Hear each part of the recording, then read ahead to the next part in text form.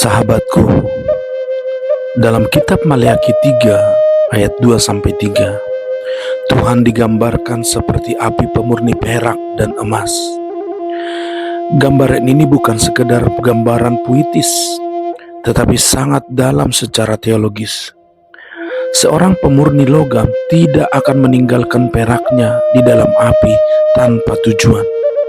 Ia mengawasi dengan seksama, mengatur panasnya, dan menunggu sampai ia dapat melihat bayangannya sendiri tercermin di permukaan logam itu.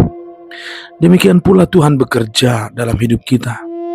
Api seringkali kita pahami sebagai penderitaan, tekanan, atau ujian hidup. Kita cenderung menghindarinya. Namun firman Tuhan menunjukkan bahwa justru di dalam api itulah iman kita dimurnikan. Seperti kotoran yang terpisah dari perak yang dipanaskan, demikian juga kesombongan, ketakutan, dan ketidakmurnian hati kita disingkapkan dan dibersihkan melalui proses yang tidak nyaman. Dalam kehidupan Kristen masa kini, api pemurnian bisa hadir dalam berbagai bentuk: kegagalan, penolakan, pergumulan keluarga, bahkan krisis iman. Tetapi penting untuk diingat bahwa Tuhan tidak sedang menghancurkan kita, melainkan Ia sedang membentuk kita. Ia tidak membiarkan kita terbakar tanpa kendali, melainkan mengerjakan sesuatu yang indah, memulihkan gambarnya dalam diri kita. Jadi aplikasi praktisnya adalah bagaimana kita belajar memiliki perspektif yang benar terhadap penderitaan. Alih-alih berkata dan bertanya, mengapa ini terjadi padaku?